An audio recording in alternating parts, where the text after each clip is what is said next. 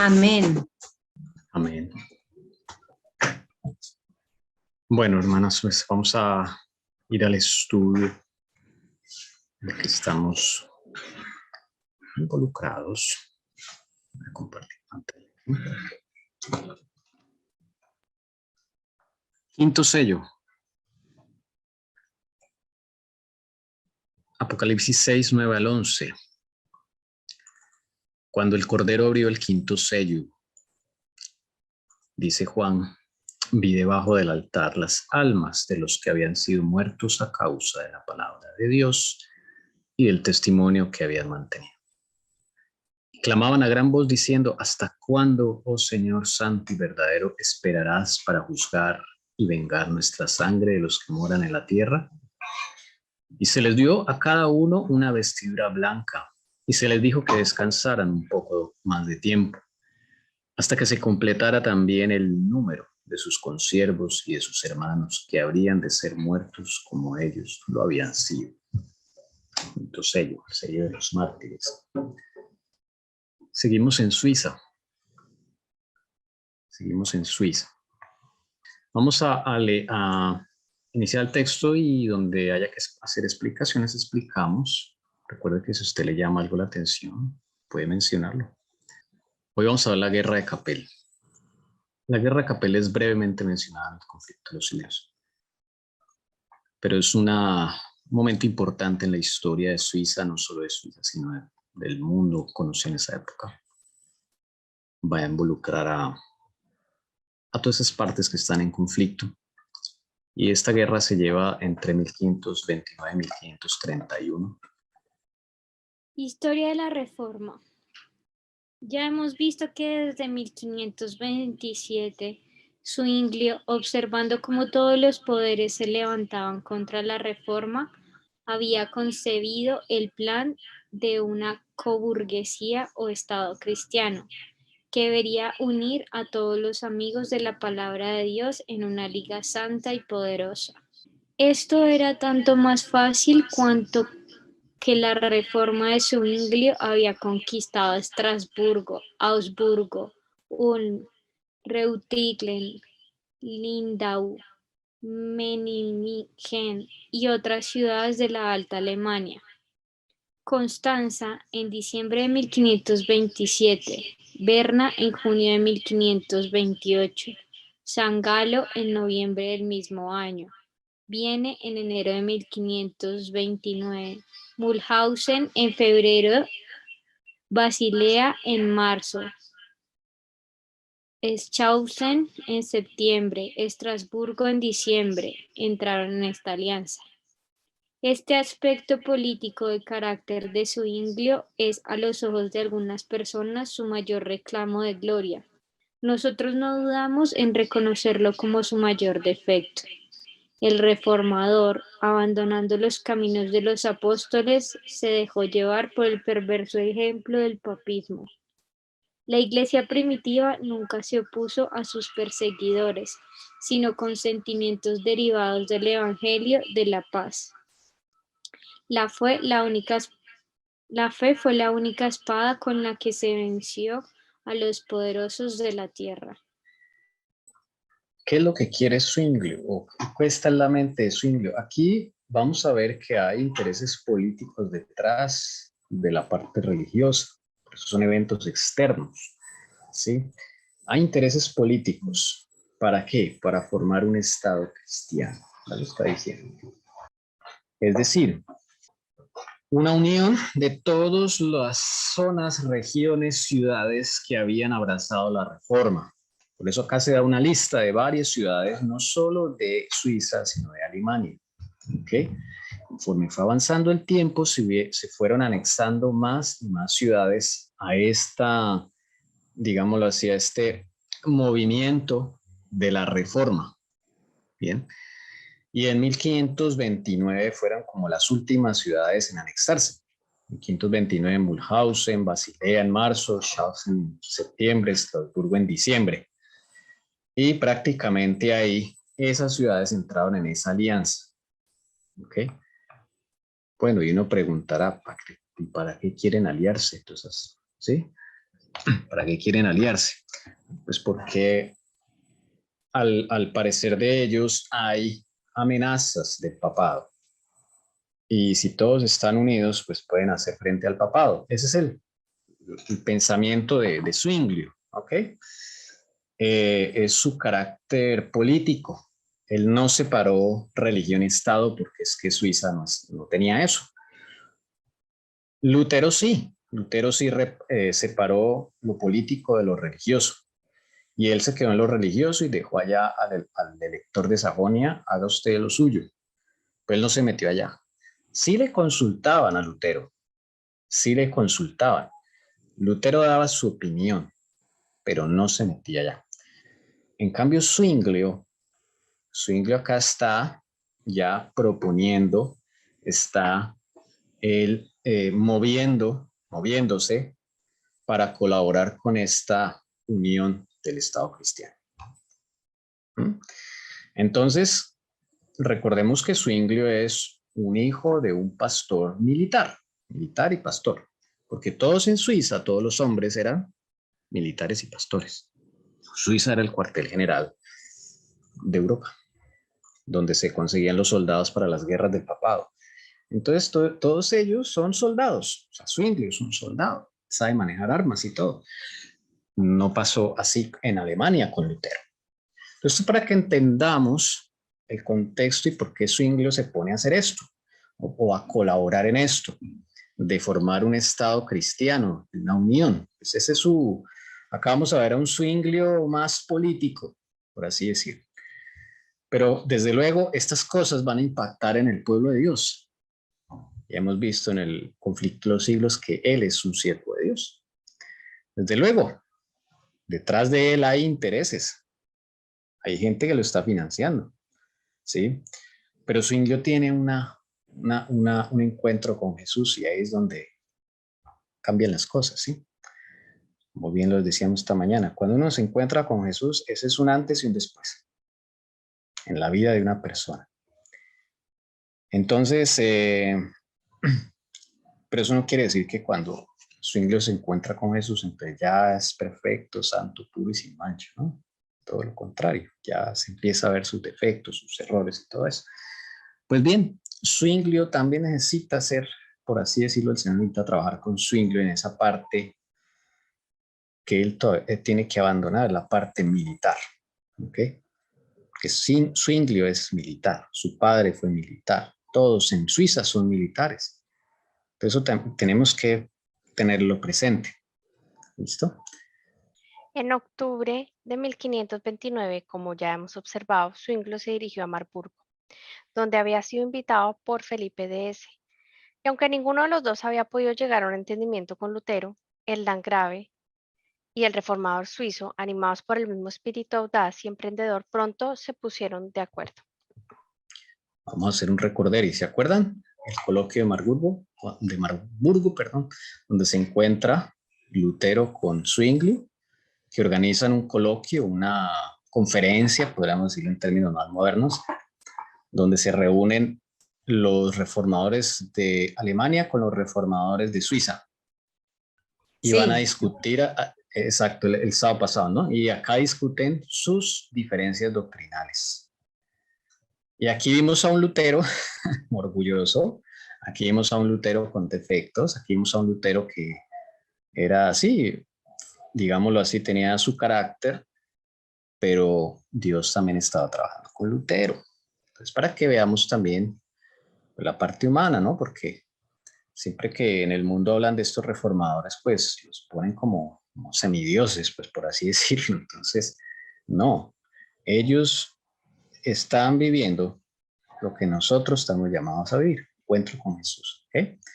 Desde luego, en ese proceso, pues hay defectos, hay defectos, y ahí vimos a un Lutero diferente, ahí vimos a un Lutero odioso, con los suizos, le dejó la mano estirada a Zwinglio, o sea, bueno, entonces, pero Zwinglio no estaba libre de defectos en su carácter, entonces Dios también tiene que trabajar con eso. Entonces, por eso hoy vamos a ver esa parte diferente de Zwinglio, su mentalidad militar. Entonces, En Marburgo ellos se habían visto. ¿Y ustedes se acuerdan quién fue el que organizó eso, no? ¿Quién estaba organizando eso? El príncipe Felipe. Este de acá, Felipe, el landgrave. Acuérdense que el landgrave es un título como decir duque, marqués, conde, ¿sí? Son títulos de la nobleza. Entonces este Felipe es el que está detrás queriendo unir al protestantismo de toda Europa para hacerle frente al emperador, básicamente, porque es verdad que el que más estaba arriesgando en esto era él. Si su conversión es genuina, si la tomamos como genuina, ya que, bueno, este es nombrado en el conflicto de los siglos, ustedes se acuerdan que habían siete príncipes, por acá están, voy a buscar los siete príncipes protestantes, los que protestaron a estos. Los siete príncipes, ustedes se acuerdan. Los dos altos más, los dos personas que tenían un cargo más alto era Felipe y Juan. Juan por ser elector y Felipe por ser landgrave. Un landgrave era el que tenía tierras directamente del emperador. O sea, él le rendía vasallaje al emperador directamente, le rendía impuestos, digamos. Entonces, esas tierras que manejaba Felipe, las tierras de Hesse en Alemania, con H, Hesse, esas tierras, pues básicamente eran del emperador. Y este Felipe, al hacerse protestante, pues el emperador le va a caer al primero, eso sí téngalo por seguro, para recuperar sus tierras. Ahora, Felipe no se las robó, las tierras, él le sigue pagando tributo al emperador, pero el emperador desde luego está muy molesto con estos príncipes porque ellos hacen una declaración en la dieta de Espira. ¿Se acuerdan la protesta de Espira? A ver, por acá la tengo. Esta, la protesta de Espira, donde ellos se unen con 8 diputados de 5 ciudades, presentan su declaración de fe y le dicen al hermano del emperador, en ese momento no estaba el emperador, pues estaba el hermano Ferdinando, le dicen, en esto creemos y acá no nos movemos. Entonces, eso fue una gran conmoción. Y al siguiente año, que ya estaba el emperador, es cuando sucede la confesión de Augsburgo, que ya es la confesión de fe que hacen estos hombres de lo que ellos creen. ¿Ok? Esos son los príncipes. Entre ellos estaba Felipe. Entonces, estos dos son los de más alto rango, Felipe y Juan. Entonces, Felipe, pues desde luego, se gana un enemigo, o sea, el enemigo de él es el emperador. Entonces, es simplemente un análisis que se hace aquí porque no sabemos realmente qué hay detrás de todo esto. Por lo menos sabemos que Felipe es el que quiere unir tanto a Suiza como a Alemania. Él los quiere unir. Entonces, por eso él hace un coloquio, hace una conferencia para unirlos, primero en el aspecto doctrinal, porque él ve que si no se ponen de acuerdo en la doctrina, pues no se pueden unir políticamente ni nada más. Entonces, ustedes ven aquí que Lutero es inflexible y él no está de acuerdo con este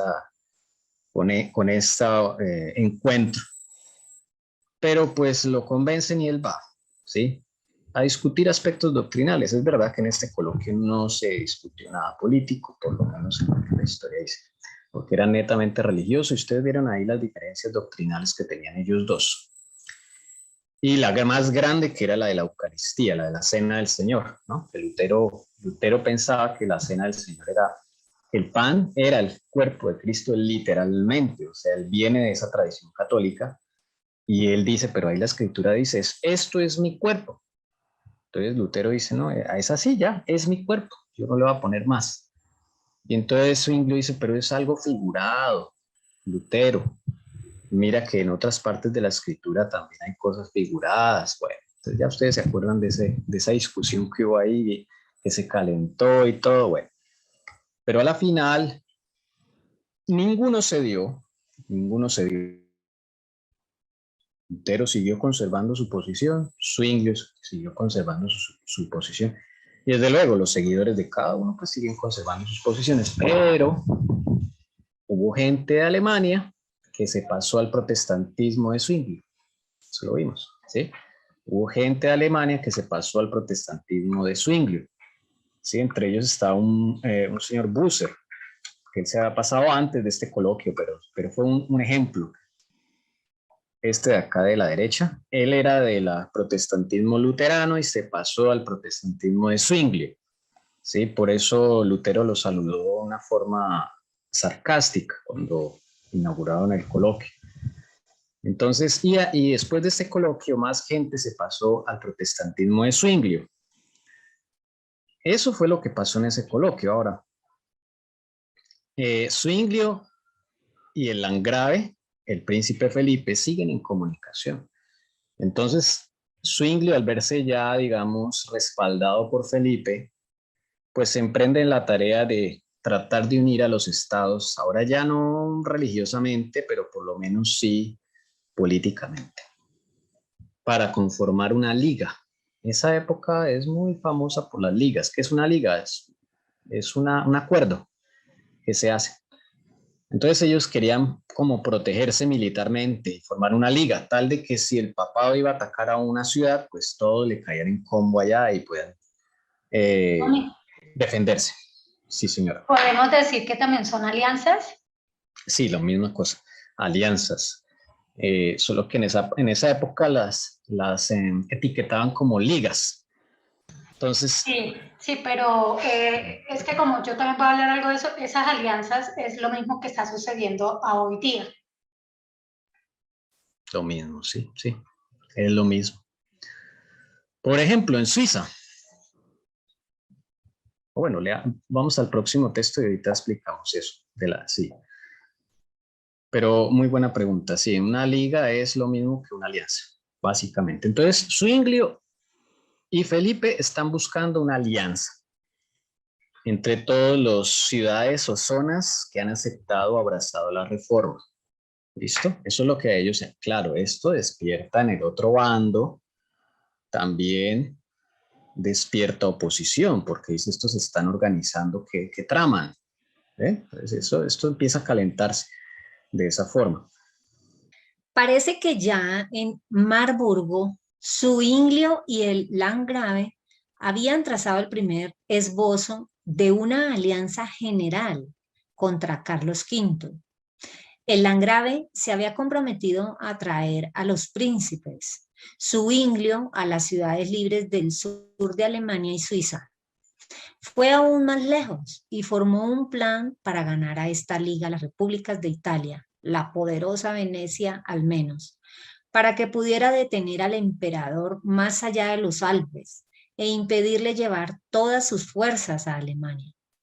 Zwinglio, que había abogado seriamente contra todas las alianzas extranjeras y proclamado en tantas ocasiones que el único aliado de los suizos debía ser el brazo del Todopoderoso, comenzó ahora a buscar lo que había condenado y preparó así el camino para el terrible juicio que estaba a punto de golpear a su familia, su país y su iglesia. Ese párrafo es tremendo. Mire lo que está diciendo este señor, este historiador. ¿En dónde fue que Zwinglio y el landgrave Felipe trazaron el primer esbozo de esa alianza contra el emperador Carlos V? En el coloquio. En el coloquio. O sea que el coloquio no fue solo religioso, me está diciendo. ¿Sí? Aprovecharon el coloquio y sí, se hablaron temas religiosos, pero Felipe tenía un interés detrás. Acá está el coloquio. Tenía un interés detrás. ¿Ok? Entonces, con Zwinglio, digamos así, forman ese esbozo. Él le dice, tenemos que unirnos, si no nos van a acabar. Pero es que el asunto, como dice acá el historiador, el único aliado debía ser ¿quién? De los suizos, el brazo del Todopoderoso. Esto no es con ejército ni con espada. O sea, Zwinglio cayó en eso. Y entonces ellos querían unir a Alemania y Suiza y ganarse por lo menos a Italia como república y a Venecia. ¿Para qué? Para unir militarmente esas naciones y poder hacerle frente al emperador. Ese era el objetivo. Por ejemplo, Lutero por decirlo así, como uno lo entiende, pues siempre tuvo de aliado al príncipe de Sajonia, de ese entonces que era el elector. Francisco se llamaba, se me olvidó el nombre, Juan. Pero entonces, no porque él lo buscó, hizo una alianza, simplemente se le ofrecieron ayudas, porque es que su aliado, él era el todopoderoso, el aliado a las reformas de Lutero era Jesús. Y claro, Jesús puede dar ayudas, que es lo mismo que es como el resultado de una alianza, ayudas, protección. Y eso se le ofreció a Lutero, pero no haciéndolo directamente como Zwingli lo está haciendo. Claro, aquí hay una diferencia. En esa parte la teníamos claro. Sí, señor. Tommy, ¿de cuál de las dos facciones están haciendo esa alianza? ¿De cuál de las dos facciones romanas que hemos estado hablando? Esta es contra el emperador, o sea, el emperador viene a ser del Sacro Imperio Romano. Esta sería la otra facción que le está haciendo guerra al Sacro Imperio Romano. ¿Y la alianza en sí era para qué? Para unirse militarmente y protegerse del emperador. O sea, ¿no era debilitar el clero? Aquí no. No, esto era muy militar el asunto. No, De hecho, sí, sí. o sea, sí sea militar, pero o sea, el trasfondo del asunto era, llamemos como el catolicismo, todo lo que es el Sacro Imperio Romano Germánico, o sea, que tenía que ver con el papado, ¿era para debilitarlo? Sí, probablemente sí. De pronto ahorita en una diapositiva habrá un texto que nos confirme más el trasfondo, ¿no? Pero Es que los claro, primeros que hacen una alianza son los católicos para sacar la otra facción que son los romanos. Y de ahí vienen esas famosas alianzas. Entonces, ¿a qué voy? A que los primeros que hacen son los católicos. Hoy en día, si uno puede ver a Vigano y todos esos que están con la alianza, pues proceden de allá. de la misma, sí. Es verdad. Es verdad. Vamos a hacer un recorderis quién es quién acá en el cuadrito de este críptico. ¿No? Carlos V, el que está acá en la mitad, es el emperador, el que visiblemente es la cabeza del Sacro Imperio Romano, políticamente hablando. Y acá a la derecha, de primeras, más al frente, está Felipe. Él es el que está haciendo la alianza. ¿Ok? El landgrave de Hesse. Él es el que está con Zwinglio ahí haciendo esa alianza. Claro, el emperador les va a caer, porque él no quedó muy contento con la confesión de Habsburgo, porque se le escapa de las manos territorios. Entonces, él quedó muy mal en la confesión de Habsburgo, ¿no? Está la confesión de Habsburgo. Esta confesión de Habsburgo, que estaba el emperador, no tuvieron éxito, digámoslo así, no pudieron volver a los príncipes al camino católico, según el emperador. Entonces, estos son los príncipes que se rebelaron. De ahí es que viene la palabra protestante. Entonces, este es el militar precisamente, porque el landgrave, él es militar, entonces se junta con otro que es militar, Zwinglio, y pues juntos quieren hacer esa alianza. Desde luego, Zwinglio está pensando en la palabra, en el evangelio. Zwinglio no está pensando en poder, ni en tierra, ni nada, porque Zwinglio no tiene absolutamente nada. Entonces eso hay que también aclararlo, ¿no? Zwinglio es su afán de que el evangelio se expanda, porque ese es lo que está en su mente. Él no quiere nada de tierras ni nada, él no tiene nada. Pero Felipe sí. Felipe tiene una porción de Alemania. Es que Felipe tiene un estado de Alemania, es como decir. Tiene, no sé, el departamento de Cundinamarca, para llevarlo a términos de Colombia. Hesse es un departamento de allá de Alemania. Entonces, él es el dueño de ese departamento. Entonces, bueno, esos son los intereses detrás. Por eso está buscando esta alianza. ¿Y esa alianza me puedes dar la fecha explícita, por favor? No hay una fecha explícita, pero... bueno, sí, perdón, 1529 porque es en Marburgo, en el coloquio de Marburgo. 1529, sí, sino que la cosa empieza, o sea, desde 1527 Zwinglio ya piensa en esa unión para poder llevar el evangelio. Solo que él no tiene apoyo, un fuerte apoyo. Entonces, en el 1529 encuentra el apoyo. Entonces está Felipe, él sí le quiere ese proyecto. Por eso. Y en 1529, como dice acá, Marburgo, ahí es donde ellos trazan el primer esbozo de esa alianza contra el emperador Carlos V. Ahí está. El esquema de Zwinglio con respecto al establecimiento de una nueva constitución helvética no prevaleció en la Dieta de Arau.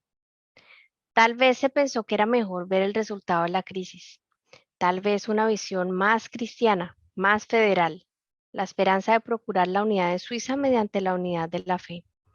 Ocupaba las mentes de los hombres más que la preeminencia de las ciudades. En verdad, si un cierto número de cantones permanecía con el Papa, la unidad de la Confederación se destruía. Podría ser para siempre. Pero si toda la Confederación se unía a la misma fe, la antigua unidad helvética se establecía sobre la base más sólida y segura. Ahora o nunca era el momento de actuar y no había que temer emplear un remedio violento para restablecer la salud de todo el cuerpo. Zwinglio quería la unidad primero de Suiza. Suiza estaba hecha añicos. ¿Por qué? Vamos a ver. Vamos a ir al mapa suizo. Acá. Vamos a ir al mapa suizo. Recuerden que Suiza es un grupo de cantones. De hecho, todavía no se llama ni Suiza. Ellos son un grupo de cantones. ¿Listo? En los países en blanco no son de la Confederación, pero están aliados con la Confederación.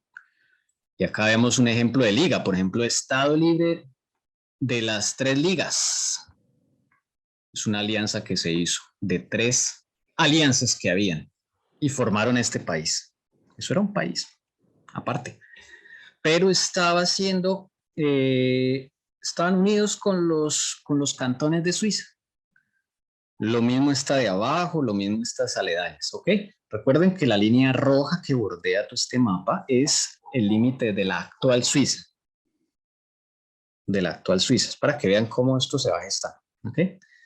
Voy a irme al centro de Suiza. Atención porque esto es importante para entender los textos que vienen. Voy a irme al centro de Suiza. ¿Suiza dónde comienza? Suiza comienza con 3 familias. Y hacen 3 cantones. ¿Ok? Este amarillo que se llama Schwyz es el primero. El segundo se llama Uri. Disculpa, hermano, los nombres son en alemán y no hay versión en español. Pero es fácil. Schwyz.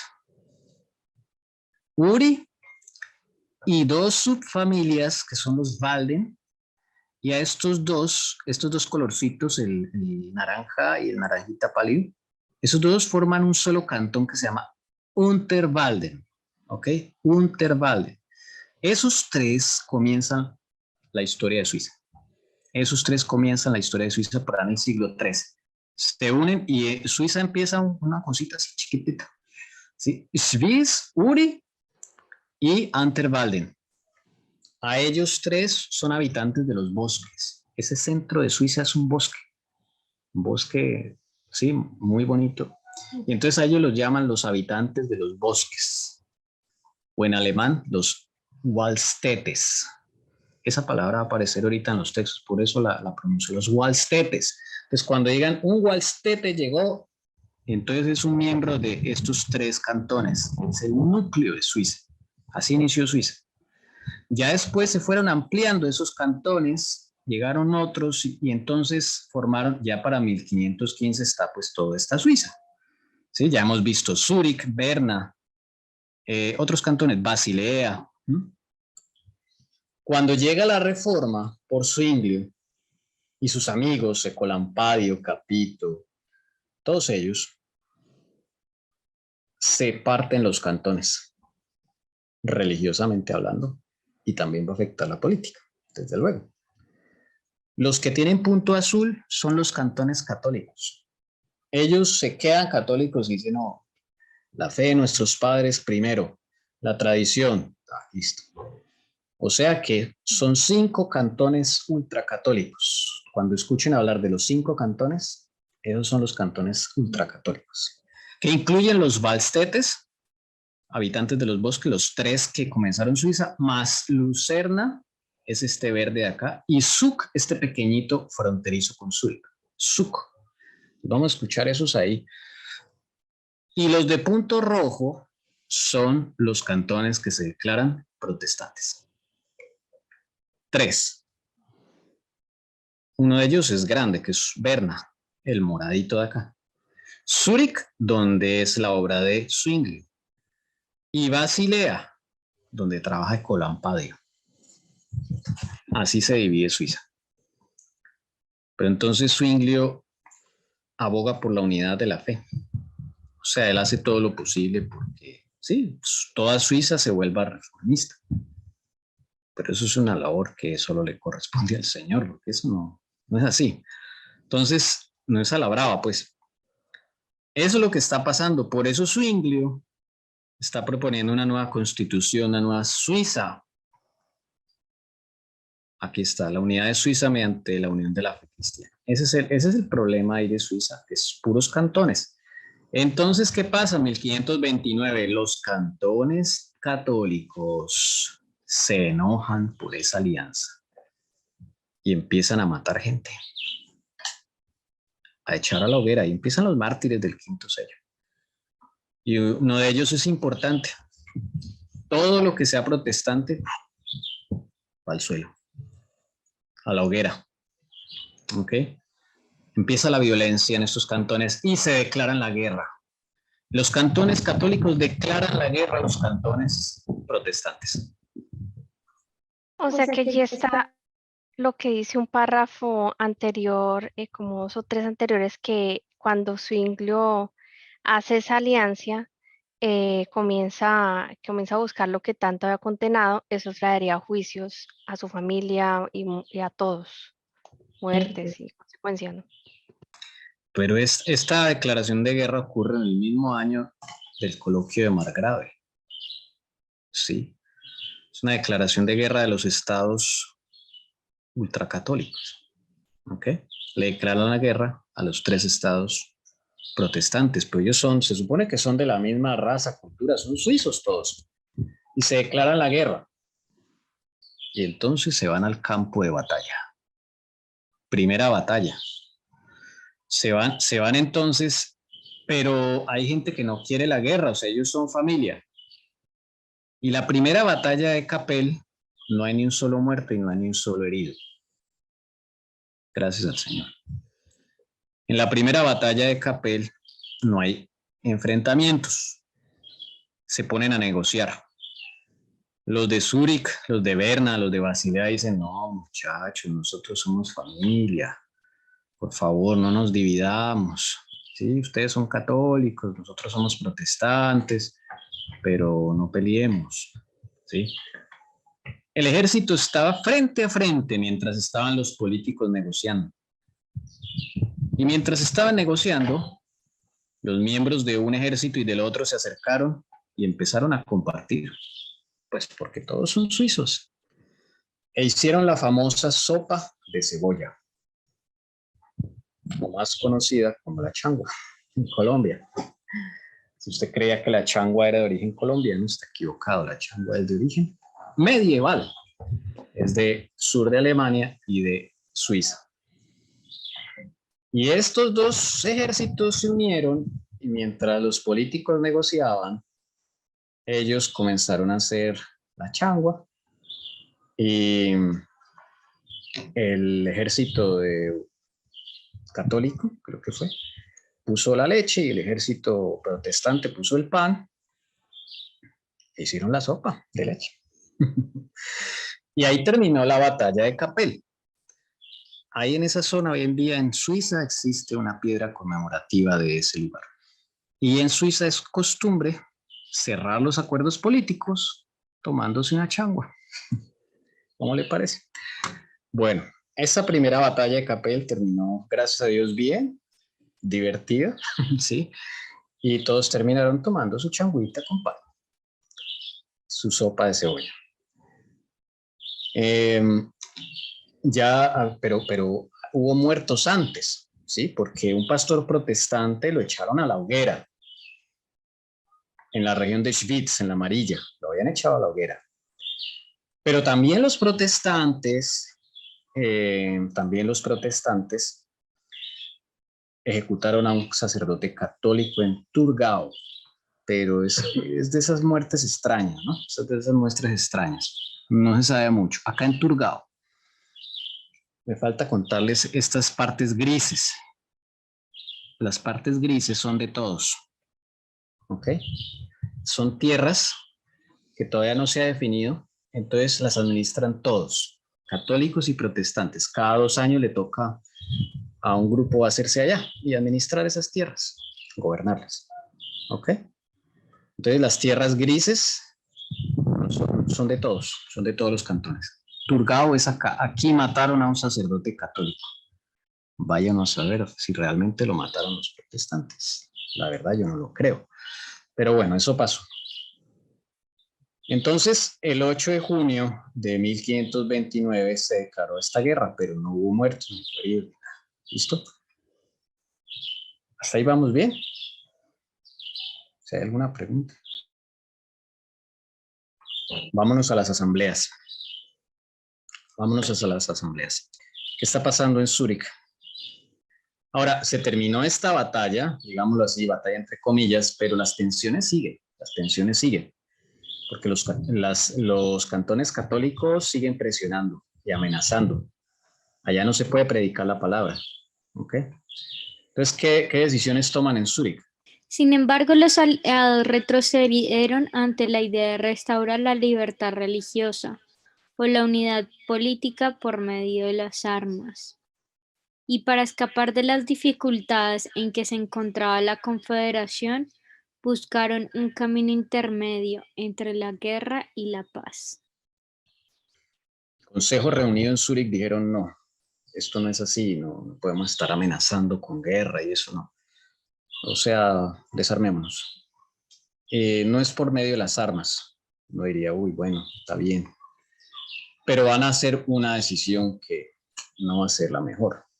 No hay duda de que el comportamiento de los cantones con respecto a la palabra de Dios autoriza plenamente una intervención armada, pero los peligros que nos amenazan del lado de Italia y del imperio, el peligro de despertar al león de su sueño, la necesidad y la miseria general que afligen a nuestro pueblo, las ricas cosechas que pronto cubrirán nuestros campos y que la guerra destruirá infaliblemente, el gran número de hombres piadosos entre los gualtestes y cuya sangre inocente corriera junto con la de los culpables. Todos estos motivos nos obligan a dejar la espada en la vaina. Cerremos más bien nuestros mercados contra los 5 cantones. Neguémosles el maíz, la sal, el vino, el acero y el hierro. Así daremos autoridad a los amigos de la paz entre ellos y se evitará la sangre inocente.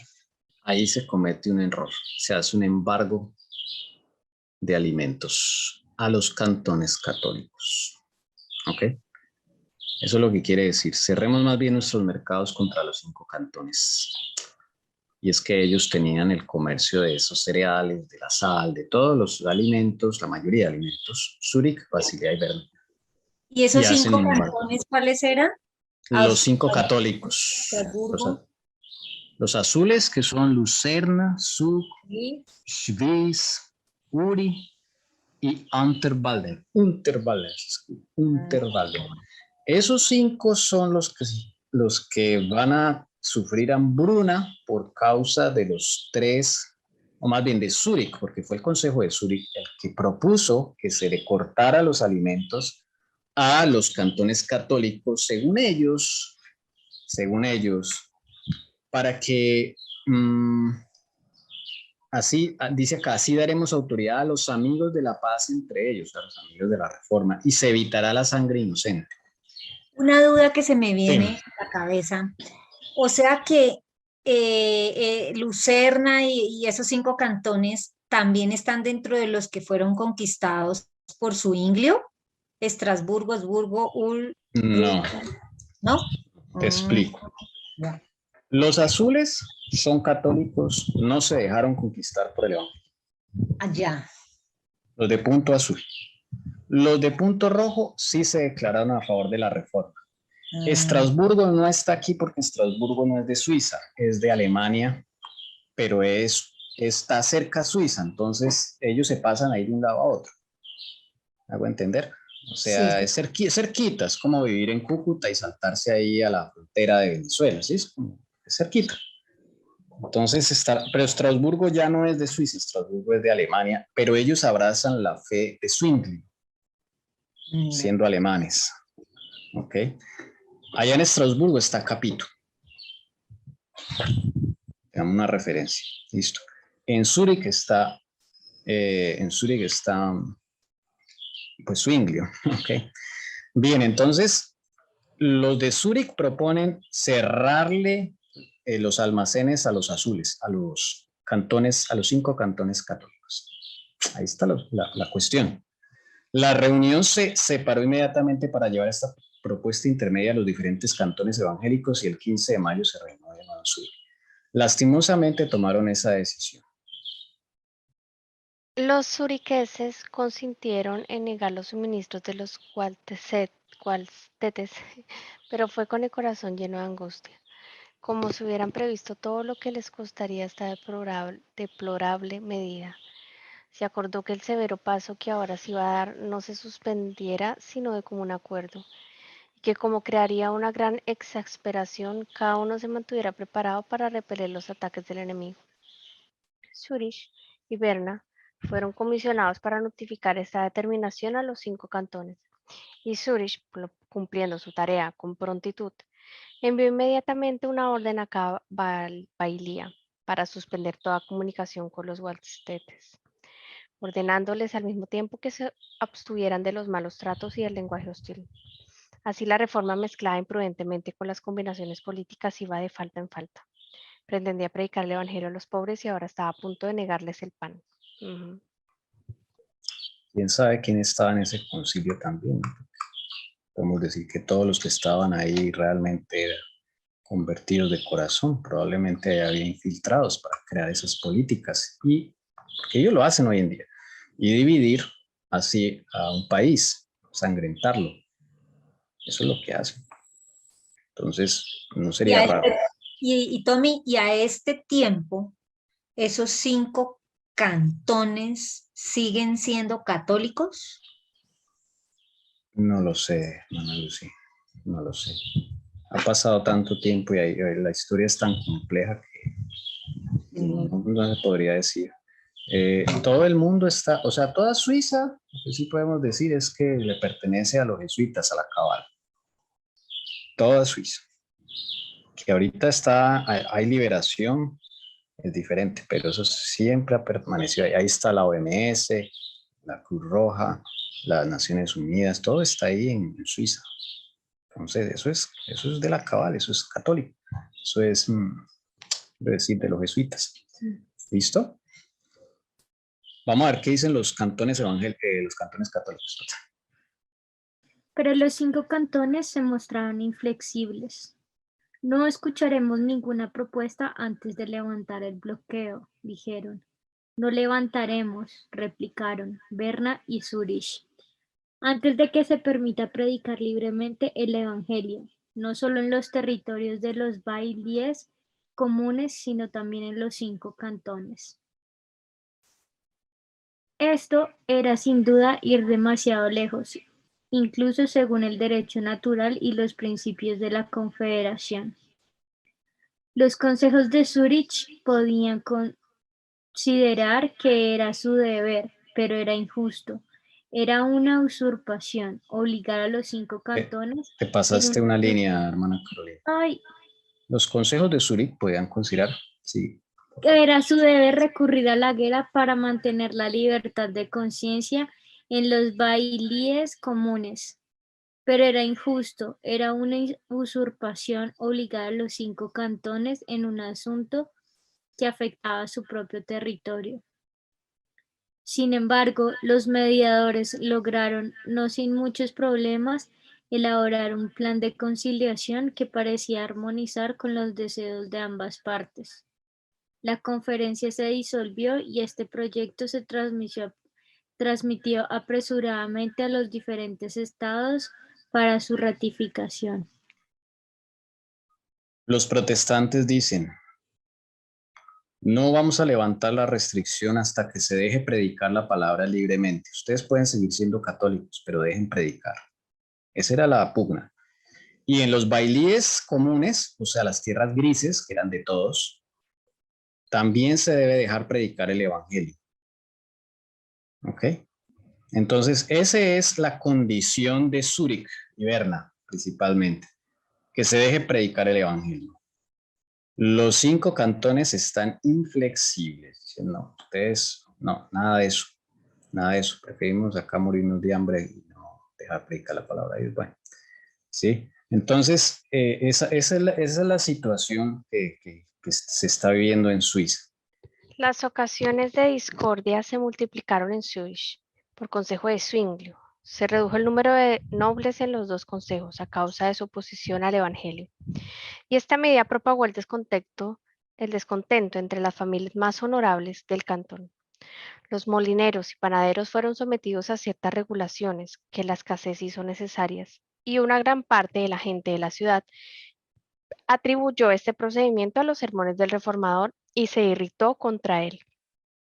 Muchos de los que antes se habían distinguido por su celo por la reforma, ahora se oponían abiertamente a la causa que habían apoyado. Todos los que odiaban la doctrina del Evangelio, ya fuera por amor al mundo o por amor al Papa, levantaron audazmente la cabeza en Zúrich. Los partidarios de los monjes, los amigos del servicio exterior, los descontentos de toda clase se unieron para señalar a Zwinglio como el autor de todos los sufrimientos del pueblo. Ojo lo que pasa aquí. Zwinglio sabe que en el consejo hay gente que realmente no es protestante. Y él propone reducir el número de nobles en los dos consejos. Hay consejo mayor y consejo menor. El consejo mayor tiene como 200 personas, el menor como, bueno, no sé cuántas, pero es más pequeño. Pero él propone reducir el número de nobles en los dos consejos. Y cuando usted se mete con la nobleza, pues eso es tremendo. Entonces, cuando él se mete con la nobleza de Suiza, mágicamente, dice, ¿sí? Los que lo apoyaban se irritaron contra él. O sea que si hay gente ahí metida que está creando una guerra. Zwinglio se dio cuenta y por eso propone reducir el número de esos consejos para sacar a los que no son de la reforma realmente. Entonces dice acá, todos los que odiaban la doctrina del evangelio, ya fuera por amor al mundo, por amor al Papa, levantaron audazmente la cabeza en Zúrich. Los partidarios de los monjes, los amigos del servicio exterior, los descontentos de todas clases, se unieron para señalar a Zwinglio como el autor de todos los sufrimientos del pueblo. Sí, ¿ve? Increíble cómo esa decisión los desenmascara. O sea, hay gente en el consejo que son infiltrados. Hay gente en el consejo que son infiltrados. Entonces, ¿cómo va la cosa? Se le complica la cuestión a Zwinglio. Esta era ahora la condición de Zwinglio. La guerra le parecía legítima y deseable, y si se le negaba, solo le quedaba retirarse de la vida pública. Estaba a favor de todo o nada. Por lo tanto, el 26 de julio se presentó ante el Gran Consejo con los ojos apagados y el corazón desconsolado. Durante 11 años he estado predicando el Evangelio entre vosotros, y os he advertido fiel y paternalmente de los males que se ciernen sobre vosotros. Pero no se ha prestado atención a mis palabras. Los amigos de las alianzas extranjeras, los enemigos del Evangelio, son elegidos para este concilio, y mientras se niegan a seguir mis consejos, se me hace responsable de todas las desgracias. No puedo aceptar tal posición y pido mi destitución. El reformador se retiró bañado en lágrimas. Zwinglio está diciendo, Llevo 11 años acá en el consejo advirtiéndoles que hay gente acá metida, dice acá, mire, los amigos de las alianzas extranjeras están metidos ahí. Enemigos del evangelio están metidos en el consejo. ¿Sí? Son elegidos para este concilio, o sea, en el consejo. Y claro, pues se niegan a seguir mis consejos, se me hace responsable de todas las desgracias. O sea, fuera de que les estaba diciendo, que cuidado, que hay gente infiltrada y todo eso. Ahora lo están señalando de todas las desgracias, culpable. Pero es que yo estoy como un poco perdida, yo no sé si es que no entiendo. Para mí, él era también culpable, porque él no fue el que apoyó, o sea, el que fue lo que hizo para crear esas guerras y para ir en contra de esa gente que le quitaron alimento. ¿No fue eso mismo lo que él apoyó? Irse en No, contra de ellos. él no apoyó eso. Eso fue lo que el concilio decidió, pero él no apoyó quitarles el alimento a nosotros. No, el concilio no apoyó. Entonces, ¿cómo planeaba hacer una guerra sin muertes y sin hambre? Zwinglio tampoco quería hacer guerra. Él lo que quería era la unión para poder predicar el evangelio a más pueblos. Ya. Por eso aclaramos que en Zwinglio no había ambición de poder, ni de tierra, ni de nada, porque él nunca había tenido nada y no le interesaba. Él era un siervo de Dios, sí. Pero él pensaba que por medio de esa alianza iba a fortalecerse la reforma para él poder expandirse. Bueno, no él, sino sus amigos y todos pudieran expandir el evangelio. Ese era el objetivo de O Zwinglio. sea, como para tener palanca y conseguir permiso más fácil y que no le pusieran problemas a donde iba a ir. Sí, pero también hay un componente militar de Zwinglio, defenderse con las armas, porque él es militar. Y para él es más fácil defenderse unidos que los cojan así en una ciudad, llegue el ejército del Papa y los acaben. ¿Sí? O sea, sí hay una intención militar de Zwinglio, pero no para formar guerras, sino para la defensa. ¿Sí? Porque él está rodeado mire, él está acá en Zúrich. Abajo en la frontera de Zúrich, eso está plagado de los enemigos del evangelio. ¿Sí? Y a los dos lados tiene territorio donde ellos pueden cruzar, porque esos territorios grises son de todos. Ellos tienen libre acceso. Zúrich está rodeada. Y está lejos de Basilea y está lejos de Berna. O sea, ellos están separados geográficamente. Entonces, él dice, no, pues si nos unimos, cuando nos ataquen a Zúrich, pues vienen los de Basilea y Berna a ayudarnos, así. Y los de Estrasburgo y Alemania también se une y todo. Entonces, protección. Entonces, cuando Zwinglio dice en el consejo que hay gente de los enemigos, pues los enemigos se desenmascaran y le empiezan a echar la culpa a él de las desgracias que están sucediendo en Suiza, que por su culpa. Y supuestamente eran amigos de la Reforma, pero ahora se vuelven amigos del Papa. Entonces no eran de la Reforma. Eso es lo que está sucediendo. Entonces él renuncia al consejo. 11 años tuvo Zwinglio en el consejo. Renuncia, pero tiene una lucha. Vamos a ver esa lucha. El consejo se estremeció al oír estas palabras. Todos los viejos sentimientos de respeto que habían mantenido durante tanto tiempo por Zwinglio revivieron. Perderlo ahora era arruinar Zúrich. El burgomaestre y los demás magistrados recibieron órdenes de persuadirle para que revocara su fatal resolución. La conferencia tuvo lugar el mismo día. Zwinglio pidió tiempo para reflexionar. Durante 3 días y 3 noches buscó el camino que debía seguir. Viendo la oscura tormenta que se acumulaba por todas partes, consideró si debía abandonar Zúrich y buscar refugio en las elevadas colinas del Toggenburg, donde se había criado en un momento en que su país y su iglesia estaban a punto de ser asaltados y abatidos por sus enemigos, como el maíz por la tormenta de granizo. Gimió y clamó al Señor. 3 días después de la primera conferencia, Zwinglio reapareció en el consejo. Me quedaré con vosotros, dijo, y trabajaré por la seguridad pública hasta la muerte. Tuvo una lucha, porque él sabe que hay gente ahí que es sincera en el consejo. De hecho, los sinceros fueron los que lo buscaron. Y le dijeron, considera, por favor, si tú te vas, vamos a quedar en la ruina, o sea, esto se va a acabar. Desde luego, estas personas son políticas y ellos de pronto no tienen una conexión con Cristo como la tiene Zwinglio. Zwinglio pide 3 días y 3 noches y hace lo que todos deberíamos hacer para tomar una decisión, ¿no? Porque de pronto él la hizo ahí basado en la frustración que le produjo que lo señalaran a él como el culpable de todo lo que estaba pasando en Suiza. Entonces, miren qué hermoso. ¿Qué hizo? Gimió y clamó al Señor. Eso es lo que hay que hacer. Cuando él ya tuvo la seguridad, la respuesta, él sintió que no debía abandonar el consejo.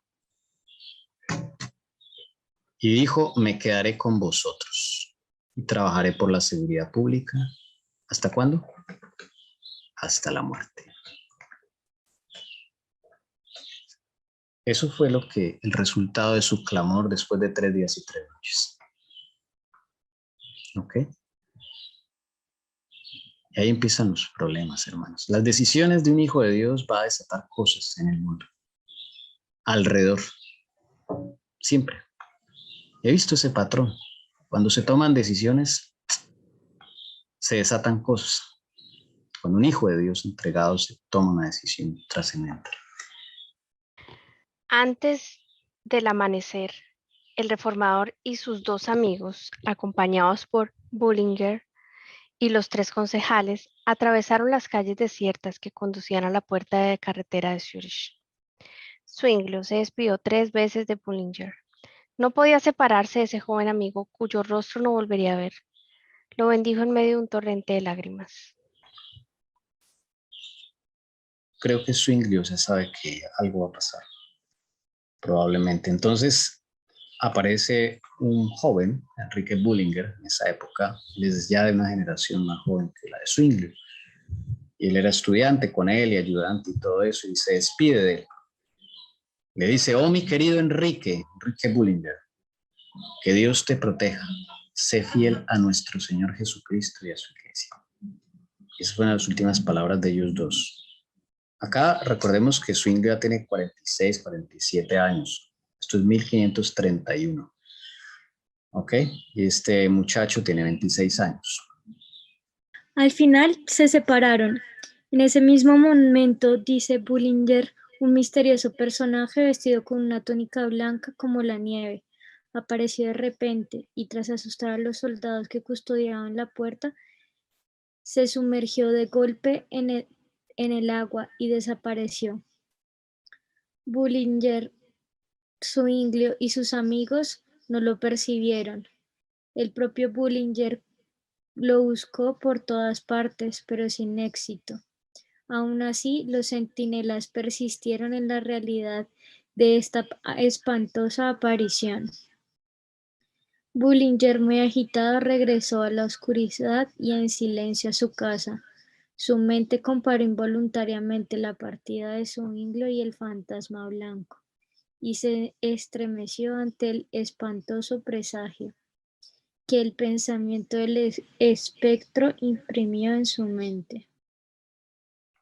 Empiezan a pasar cosas sobrenaturales, ¿no? Un hombre misterioso, vestido con una túnica blanca como la nieve,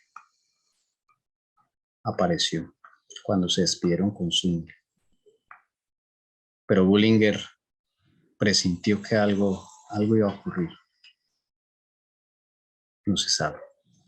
Acá lo dejamos para que ustedes lo analicen. Hermana Lucy, va a aparecer otra señal. Sí, Aquí señor. empiezan a aparecer cosas. A ver, siga, hermano. El 26 de julio, una viuda que se encontraba sola delante de su casa, en el pueblo de Castelnau-les-Chaux, vio de repente un espectáculo espantoso. La sangre brotaba de la tierra a su alrededor. Corrió alarmada a la casa, pero ¡oh, qué horror! La sangre brota por todas partes, del revestimiento y de las piedras. Cae a borbotones desde una pileta en un estante y hasta la cuna del niño se desborda con esta. La mujer se imagina que la mano invisible de un asesino ha actuado y se precipita fuera de las puertas gritando: ¡asesinato! Los aldeanos y los monjes de un convento vecino se reúnen al oír el ruido y consiguen borrar en parte las manchas de la sangre. Pero un poco más tarde, los demás habitantes de la casa, que se sientan aterrorizados a comer su cena bajo el tejado, descubren de repente que la sangre burbujea en un estanque, sangre que fluye desde el desván, sangre que cubre todas las paredes de la casa. Sangre, sangre, sangre por todas partes. Llega el alguacil de Schickenberg y el párroco de Dalheim, que investigan el asunto y lo comunican inmediatamente a los señores de Berna y a Zwinglio. Otro evento sobrenatural que sucede ahí. Normalmente los historiadores modernos quitan todas estas cosas porque piensan que son mentiras. O tal vez porque quieren encubrir algo. Aquí la sangre empieza a salir de la tierra en una casa, así espontáneamente. Yo no sé si esto es provocado, ¿sí? Son los demonios o qué está pasando. Pero esto es justo cuando Zwinglio toma la decisión de regresar al consejo. Eso es lo que sucede. Otra señal más, dice: apenas este horrible relato, cuyos detalles se conservan fielmente en latín y en alemán, llenó todas las mentes con la idea de una horrible carnicería, cuando en el cuarto occidental de los cielos apareció un espantoso cometa, una señal en el cielo, cuya inmensa cola de color amarillo pálido se volvió hacia el sur. En el momento de su puesta, esta aparición brillaba en el cielo como el fuego de un horno. Una noche, el 15 de agosto, según parece, Zwinglio y Jorge Müller, antiguo abad de Wettingen, estando juntos en el cementerio de la catedral, fijaron sus ojos en este terrorífico meteoro. Miren qué dijo Zwinglio cuando vio ese meteoro, la estela que dejaba el cometa. Este siniestro meteoro ha venido a iluminar el camino que lleva a mi tumba. Será a costa de mi vida y de la de muchos hombres buenos que me acompañan. Aunque soy más bien corto de vista para interpretar señales, preveo grandes calamidades en el futuro. La verdad y la iglesia estarán de luto, pero Cristo nunca nos abandonará. Dice Zwinglio: preveo grandes calamidades en el futuro. Esto me hace acordar a Jerusalén en el año 70, antes de que fuera destruida por los ejércitos romanos. También pasaron cosas sobrenaturales. El cielo también anunciaba que algo feo iba a venir. Se veía, ustedes lo pueden leer en el primer capítulo del Conflicto de los Siglos. Cosas sobrenaturales similares a estas que están ocurriendo. Mientras tanto, ¿qué pasa en los concilios de los cantones católicos? Los 5 cantones católicos reunidos en dieta en Lucerna se mostraron llenos de determinación y se decidió la guerra. Pediremos a las ciudades que respeten nuestras alianzas, dijeron, y si se niegan, entraremos por la fuerza en los territorios de los bailíos comunes para conseguir provisiones, y uniremos nuestros estandartes en Zug para atacar al enemigo. Los gualtetes no estaban solos.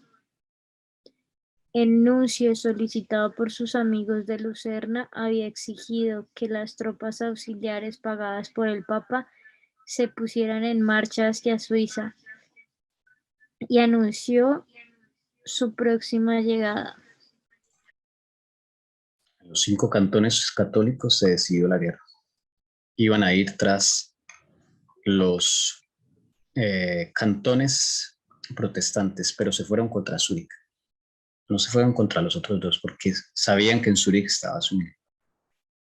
Y entonces van a atacar por Zug. Vamos a ver el mapa. Zug es este pequeñito que limita con Zúrich. Entonces estos cantones, esos 5 cantones se van a unir acá en Sucre. Y en Lucerna hay unas tropas que le prestan servicio al Papa normalmente y esas el nuncio las coge para ir a Sucre. La cosa se pone complicada. El 4 de octubre, un niño que no sabía lo que hacía logró cruzar la frontera de Sucre y se presentó con 2 panes en la puerta de un monasterio de la Reforma en Capel. Fue conducido ante el abad, a quien el niño entregó los panes sin decir una palabra. El superior con el que casualmente se encontraba en ese momento un consejero de Zúrich, Enrique Peyer, enviado por su gobierno, se puso pálido al verlo. Estos 2 zuriqueses habían dicho, si los 5 cantones pretenden entrar por la fuerza de las almas en los bailíos libres, no enviarás a tu hijo con un pan, pero le darás 2 panes si marchan a la vez sobre los bailíos y sobre Zúrich. El abad y el consejero escribieron a toda prisa a Zúrich. Pónganse en guardia, tomen las armas, dijeron, pero no se dio crédito a esta información. El consejo estaba en ese momento ocupado en tomar medidas para evitar que los suministros que habían llegado a Alsacia entraran en los cantones católicos. El propio Zwinglio, que nunca había dejado de anunciar la guerra, no lo creía. Otro anuncio. Estos 2 señores dijeron, 2 zuriqueses, 2 habitantes de Zurich, dijeron, uno le dijo al otro un día, mire, si los 5 cantones pretenden entrar por la fuerza de las armas en los bailíos libres, nos enviarás a tu hijo con un pan. Así lo dijeron. Pero les darás 2 panes a ese niño si marchan a la vez sobre los bailíos y sobre Zúrich. Los bailíos son los grises. ¿Listo? Y llegó un día un niño con 2 panes. Por eso se puso pálido. Y ese fue el que avisó y dijo, pónganse en guardia, tomen las armas, vienen por nosotros. No les creyeron. En ese mismo momento llegó a toda prisa un mensajero de Mulinen, comandante de los caballeros hospitalarios de San Juan en Highskirch, y les dijo a los diputados de Zúrich: el viernes 6 de octubre, el pueblo de Lucerna plantó su bandera en la gran plaza. 2 hombres que envié a Lucerna han sido encarcelados. Mañana por la mañana, lunes 9 de octubre, los 5 cantones entrarán en las bailías. Los campesinos asustados y fugitivos ya corren hacia nosotros en tropel. Vino un caballero de la orden de los hospitaleros de San Juan y dicen la cosa se puso grave. Yo envié 2 sujetos y los encarcelaron en Lucerna, acá en el Verde. Están presos. Y me acabo de enterar que mañana lunes 9 de octubre los 5 cantones van a entrar en las tierras grises, acá en las bailías, que están al lado de Zúrich. Dice ahí. Y los campesinos están asustados y fugitivos ya y están corriendo hacia nosotros en tropel. Mire lo que dicen los del Consejo de Zúrich. Es una historia ociosa, dijeron los diputados de Zúrich. Sin embargo, llamaron al comandante en jefe Lavater, quien envió a un hombre de confianza, sobrino de James Winkler, con órdenes de ir a Capel, y si era posible hasta Zug, para reconocer las disposiciones de los cantones. Ya era muy tarde, hermanos. Envían a Lavater. Lavater es el comandante de las tropas de Zurich. ¿Okay? Y él envía a una persona para que vaya y verifique todo esto. Ya no era el momento de verificar. Fue una noche terrible, lunes 9 de octubre. La espesa oscuridad, una violenta tormenta, las campanas de alarma sonando en todos los campanarios, la gente corriendo a las armas, el ruido de las espadas y las pistolas, el sonido de las trompetas y los tambores, combinado con el rugido de la tempestad, la desconfianza, el descontento e incluso la traición, los sollozos de las mujeres y de los niños, los gritos que acompañaron a muchos adioses desgarradores. Un terremoto que se produjo hacia las 9 de la noche, como si la propia naturaleza se hubiera estremecido ante la sangre que iba a ser derramada y que sacudió violentamente las montañas y los valles. Todo ello aumentó los terrores de esta noche fatal, una noche a la que seguiría un día aún más fatal. Terremoto.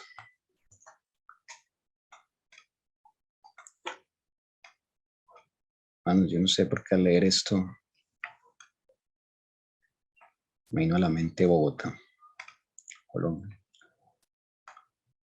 Zwinglio fue visto ahora saliendo de una casa ante la cual un caballo preparado zapateaba con impaciencia. Era el suyo. Su mirada era firme pero oscurecida por la tristeza. Se separó de su esposa, de sus de sus hijos y de sus numerosos amigos sin engañarse a sí mismo y con el corazón magullado. Por desgracia, él mismo había provocado a este huracán al abandonar la atmósfera del Evangelio y la paz y lanzarse en medio de las pasiones políticas. El consejo, según una antigua costumbre, le había pedido que acompañara al ejército como su capellán. Zwinglio no dudó, se preparó sin sorpresa y sin ira, con la calma de un cristiano que se pone confiadamente en manos de su Dios. Recuerden que Zwinglio no quería volver a tomar armas. Sin embargo, los de Zúrich le dijeron: acompáñanos, tú eres nuestro capellán. Y él ya había tomado la decisión y los va a acompañar. Desde luego, así sea como capellán, pues él se tiene que poner el casco, el escudo, las armas y todo, ¿no? Ay, hermanos, esta es la parte triste. Es la parte triste, hermana Carolina. Sí, señor. Rodeado por su esposa y amigos que lloraban, por sus hijos que se aferraban a sus ropas para retenerlo, abandonó aquella casa en la que había disfrutado de tanta felicidad. En el momento en que su hermano estaba sobre el caballo, justo cuando iba a montar, ese animal retrocedió violentamente varios pasos, y cuando por fin estuvo en la silla, se negó por un tiempo a moverse, levantándose y brincando hacia atrás. Muchos en Zúrich pensaron: es un mal presagio, Zwinglio. Es un mal presagio. Zwinglio, dominando por fin su caballo, tomó las riendas, aplicó la espuela y se puso en marcha y desapareció. La despedida con su esposa Ana y sus hijitos. Sus hijitos se colgaban de su ropa, no lo querían dejar ir. Y el caballo tampoco. Finalmente partió. Hermana Lucy, por favor. En todas partes se escucharon lamentos y cada casa se convirtió en una casa de oración. En medio de este dolor universal, una mujer permaneció en silencio. Su único clamor era el de un corazón amargo, su único lenguaje el ojo suave y suplicante de la fe. Era Ana, la esposa de Zwinglio. Había visto partir a su esposo, a su hijo, a su hermano, a un gran número de amigos íntimos y parientes cercanos, cuya muerte cercana presagiaba. Pero su alma, tan fuerte como la de su marido, ofreció a Dios el sacrificio de sus más santos afectos. Poco a poco, los defensores de Zúrich precipitaron su marcha y el tumulto se desvaneció en la distancia. Mientras tanto, se dio la señal en Zug y Baar. Los tambores sonaron. Los soldados de los 5 cantones católicos tomaron las armas. Un sentimiento universal de alegría los animaba. Las iglesias se abrieron, las campanas sonaron, y las filas de los cantones entraron en la catedral de San Oswald, donde se celebró la misa y se ofreció la hostia por los pecados del pueblo. Todo el ejército inició su marcha a las 9, con los estandartes ondeando. 8.000 hombres marcharon en orden de batalla. Todos los hombres elegidos de los 5 cantones estaban allí, frescos y activos después de una noche tranquila, y teniendo solo una corta legua para cruzar antes de alcanzar al enemigo. Estos altivos gualtetes avanzaron con paso firme y regular bajo el mando de sus jefes. Una legua es lo que camina un hombre en una hora. Estaban a una hora de camino ya de llegar a Zúrich. Pero van a llegar a Kappel, la ciudad de Kappel, que es la ciudad fronteriza. Hermana Carolina. Eran las 11 de la mañana. Los zuriqueses no tardaron en descubrir el ejército enemigo y echaron una triste mirada a la pequeña fuerza que podía oponerle. Cada minuto el peligro aumentaba. Todos doblaron las rodillas, levantaron los ojos al cielo, y cada suriqués lanzó un grito desde el fondo de su corazón, pidiendo la liberación de Dios. En cuanto terminó la oración, se prepararon para la batalla. En aquel momento, habían unos 1,200 hombres en armas. Ellos eran 1200, hermano. Y de los que vienen son 8000. El ejército católico de los 5 cantones. Los uriqueses, temiendo que el enemigo se apoderara de la carretera que conducía a su capital, dirigieron una parte de sus tropas y de sus cañones hacia una colina baja. En el mismo momento en que los arcabuceros invisibles apostados entre las hayas apuntaban, este destacamento pasó cerca del pequeño bosque. El más profundo silencio reinaba en esta soledad.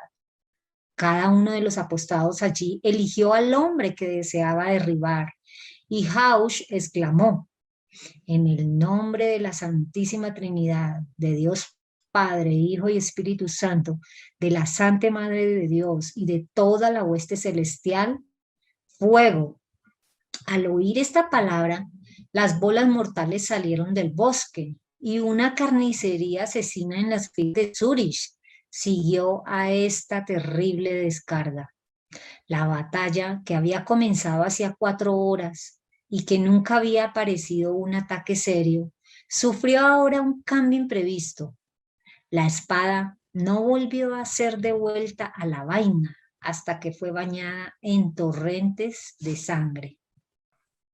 Recuerden que ellos todavía no tienen claro lo de la Virgen María, ¿no? Ellos no llegaron a ese, no tenían toda la luz, ¿no? Pero ya ellos ponen encima Dios Padre, Hijo, Espíritu Santo. Pero noten que todavía siguen teniendo esa afección por la Madre de Dios. Digamos, María piensa que está viva. Recordemos que ellos no tienen toda la luz. Bueno, los protestantes. Los uriqueses, que no habían caído en esta primera descarga, se tumbaron en el suelo, de modo que las bolas pasaron por encima de sus cabezas, pero pronto se levantaron diciendo: ¿debemos dejarnos masacrar? No, mejor ataquemos al enemigo. Lavater cogió una lanza y se lanzó a la primera fila exclamando: soldados, mantener el honor de Dios y de nuestros señores y comportaos como hombres valientes. Zwinglio, silencioso y sereno, como la naturaleza ante el estallido de la tempestad, estaba allí también, alabarda en mano. Maestro Ulrich, dijo Bernard Sprungli, habla al pueblo y anímalo. Guerreros, dijo Zwinglio, no temáis nada. Si hoy vamos a ser derrotados, nuestra causa es buena. Encomiéndate a Dios. Estas fueron las últimas palabras de ánimo a las tropas de Zúrich. Son solamente 1200 contra 8000. Cuando llegan, pues empieza la carnicería de una forma terrible, hermanos. Eso es terrible, terrible. No tenían la bendición de Dios. Dios lo quiso así. Dios lo quiso así y, bueno, muchos sucumbieron en el campo. El enemigo salió victorioso en todos los puntos. Los soldados de los 5 cantones, y en particular los de Unterwalden, curtidos durante mucho tiempo en las guerras de los milaneses, se mostraron más despiadados con sus confederados de lo que nunca habían sido con los extranjeros. Al principio de la batalla, Godley había huido y poco después abandonó Zúrich para siempre. Lavater, el capitán general, después de haber luchado valientemente, había caído en la zanja. Fue arrastrado por un soldado y escapó. Vamos a ver qué pasa con Zwinglio en esta batalla. Zwinglio estaba en el puesto de peligro, con el yelmo en la cabeza, la espada colgando a su lado y el hacha de guerra en la mano. Apenas comenzaba la acción, cuando, inclinándose para consolar a un moribundo, una piedra lanzada por el vigoroso brazo de un Walteste le golpeó en la cabeza y le cerró los labios. Sin embargo, Zwinglio se levantó, cuando otros 2 golpes que le alcanzaron sucesivamente en la pierna lo derribaron de nuevo.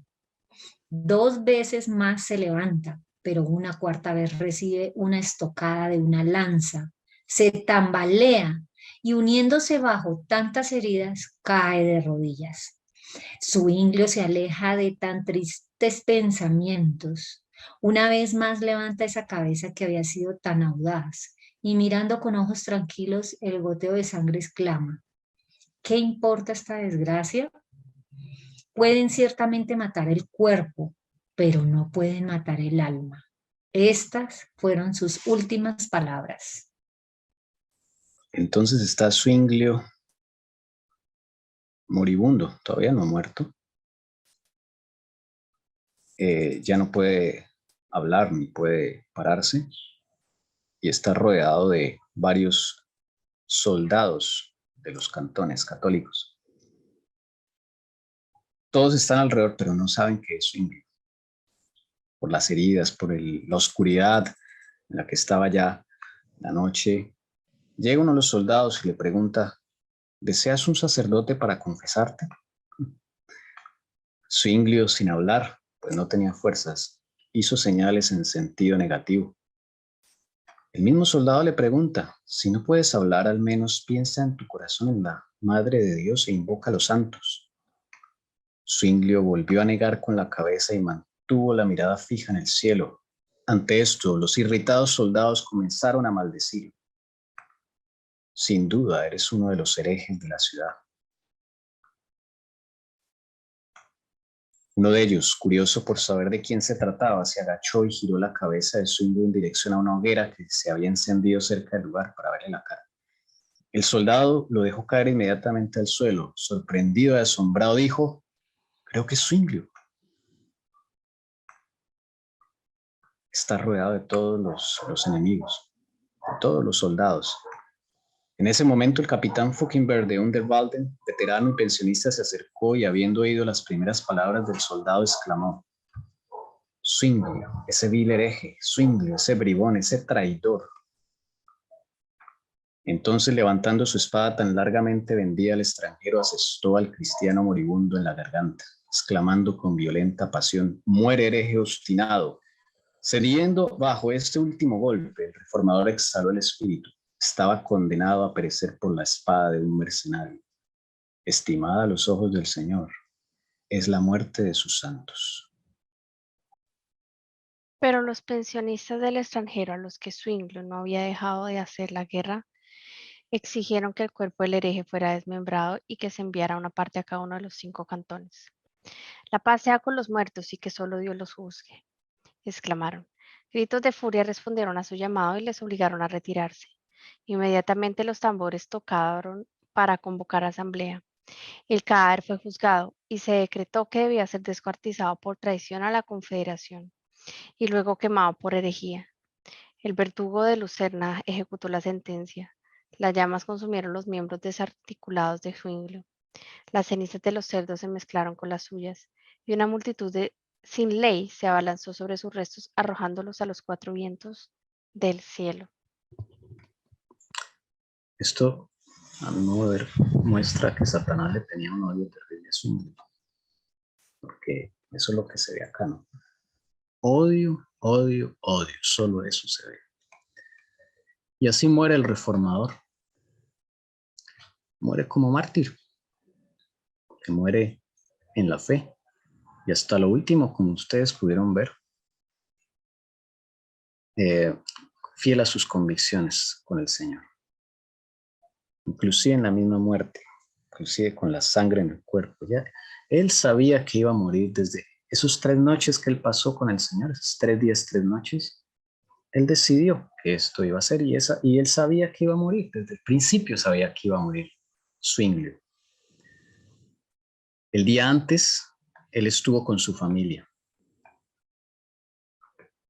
Feliz. Estuvo paseando con sus hijos, sus amigos, su familia. A él lo seguían mucho los niños. Sus hijos lo querían muchísimo. Estuvo como si nada. Pero él sabía que al otro día iba a morir. Él sabía que esa batalla era la última. Y su esposa también lo sabía. El Señor los preparó para ese momento, hermanos. Eso solo nos habla y nos dice es una reflexión, o sea, ¿cómo está nuestra relación con Cristo? Es lo único que nos debemos preguntar. Que pase lo que tenga que pasar, pero ¿cómo está nuestra relación con Cristo realmente? Pero esta furia no es nada en comparación con la que se desató contra los ministros, contra Zwinglio y todos aquellos cristianos que eran, según ellos, la causa de la ruina del país. Afortunadamente, la espada de los guatetes los había sustraído a la furia de sus conciudadanos. Sin embargo, aún quedaban algunos que podían pagar por los demás. Leo Judá, a quien la muerte de Zwinglio iba a elevar a la cabeza de los asuntos religiosos, apenas se había recuperado de una grave enfermedad. Sobre él se abalanzaron, lo amenazaron, lo persiguieron. Unos cuantos ciudadanos dignos se lo llevaron y se escondieron en sus casas. La furia de estos locos no se apaciguaba. Seguían gritando que había que espiar la matanza de Capel con una matanza aún más espantosa dentro de los mismos muros de la ciudad. Pero Dios puso un freno en la boca a estas enfurecidas bestias de rapiña y las sometió. Bueno, hermanos, era una redada contra todos ellos. Esto era o sea, esto ya estaba montado. A Leo Judá también van y lo persiguen. Bueno, el Dios no permite que él sea muerto. La misma gente, pues, de la Reforma lo guardan, lo esconden, lo pasan por los jardines, por los sótanos, por todo, mejor dicho. Él casi también lo acaban. Pero no lo acabaron. ¿No habría pasado lo mismo con Zwinglio ante tanta señal de que no debiera ir a esa guerra? Pero está libre de albedrío. Como Pablo cuando le dijeron, si vas a Roma, hasta ahí llegas. Pablo, ¿qué dijo? Me voy para Roma. Él sabía que su vida iba a acabar ahí, que iba a ser mártir. Lo mismo le pasó a Zwinglio. 3 días y 3 noches clamando al Señor. Pero lo hermoso es que él decidió, yo creo que, no sé si fuera la voluntad de Dios esta, ¿no? Pero Dios tiene, digámoslo así, 2 opciones, ¿no? Pero eres tú el que elige y en ambas te va a acompañar el Señor hasta el final. Yo pienso que eso ya va en la persona. Pero bueno, hay mucho que reflexionar acá, de eso se trata. Pero esa fue la decisión de Zwinglio y murió en los brazos del Señor. Sí, señor. Dice, Ana Zwinglio había escuchado desde su casa las repetidas descargas de artillería. Como esposa y madre, había pasado la expectativa de muchas largas horas de angustia, ofreciendo fervientes oraciones al cielo. Al final, los más terribles relatos, uno tras otros, estallaron sobre ella. Es bueno también ver cómo pasan esos momentos las esposas de los reformadores, de los mártires, porque ellas también sufren. Imagínese usted en esa situación. Su esposo, su hijo, su cuñado, sus amigos, todos allá en el campo de guerra. Ella hizo lo que debemos hacer, orar. Cuando venga lo que vea va a venir a Colombia, hermanos. Hay momentos que va a ser duro, pero es de rodillas que debemos enfrentar esto, en comunión con Cristo. Juntos. Van a haber momentos tensos, ¿sí? Nuestra familia.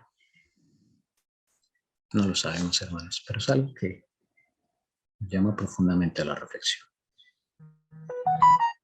En medio de aquellos clamores de desesperación que resonaban a lo largo del camino a Capel, estaba Oswald Miconius, que se preguntaba con ansiedad qué había sido de su amigo. Pronto oyó a uno de los desdichados que había escapado de la masacre relatar a los que le rodeaban que Zwinglio había caído. Zwinglio ya no está, Zwinglio ha muerto.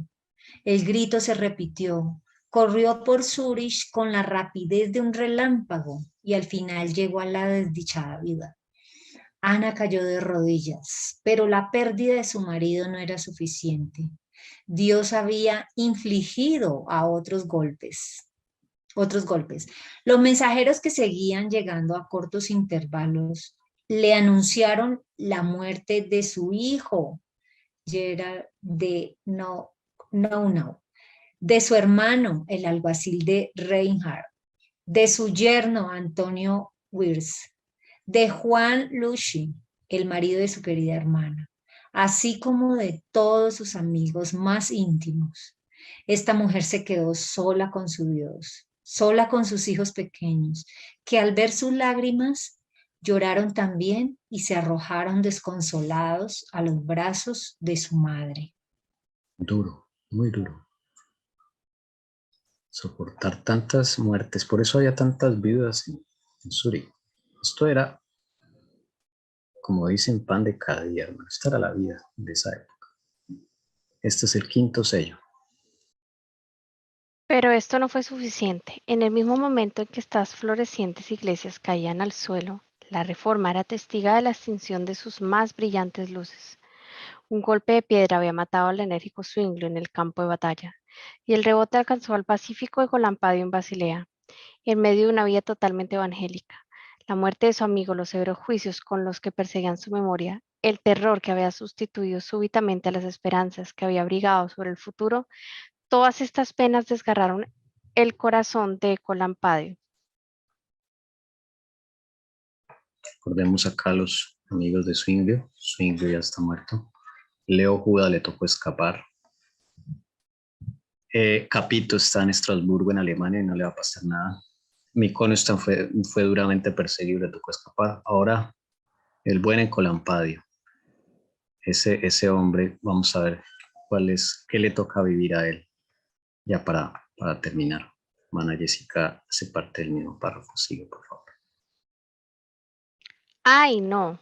Zwinglio, a quien he considerado durante tanto tiempo como mi brazo derecho, ha caído bajo los golpes de crueles enemigos.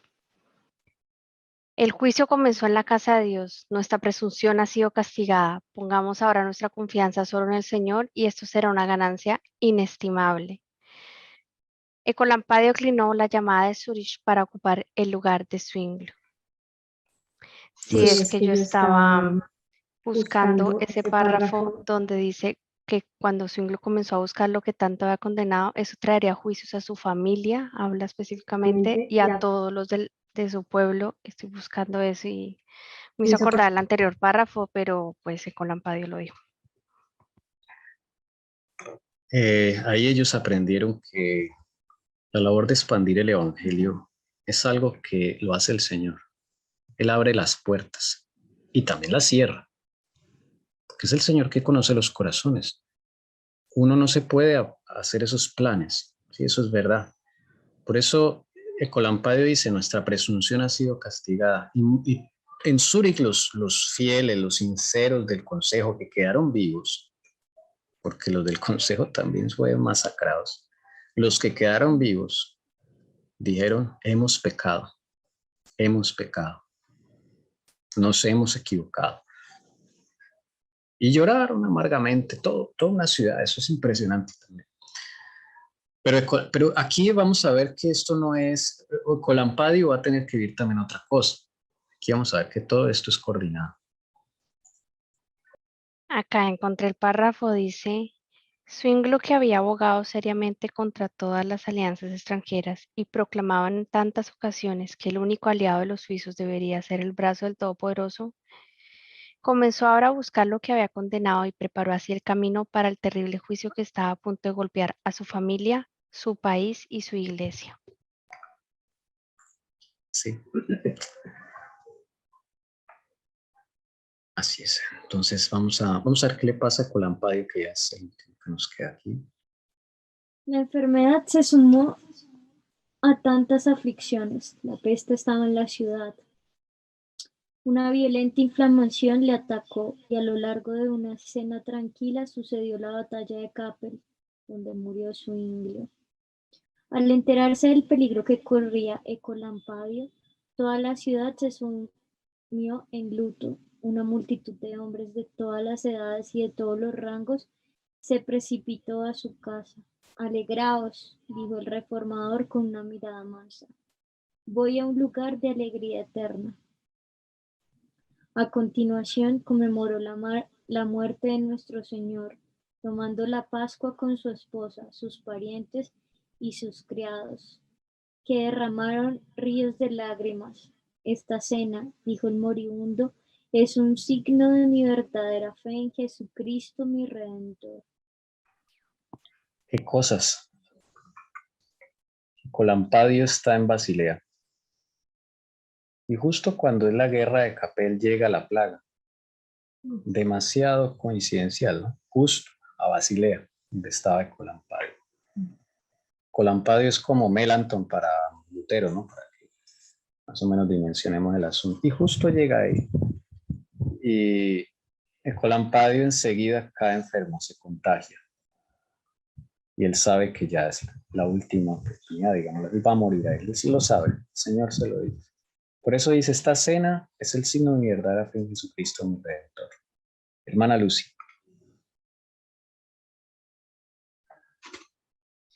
Al día siguiente, mandó llamar a sus compañeros. Hermanos míos, dijo, el Señor está allí, me llama. Hermanos míos, qué nube negra aparecer en el horizonte, qué tempestad se avecina. Estad firmes, el Señor preservará a los suyos. Entonces extendió su mano y todos estos fieles ministros la estrecharon con veneración. El 23 de noviembre llamó a sus hijos a su alrededor, el mayor de los cuales apenas tenía 3 años. Eusebio, Irene, Aletea, les dijo mientras tomaba sus pequeñas manos, amad a Dios, que es vuestro Padre.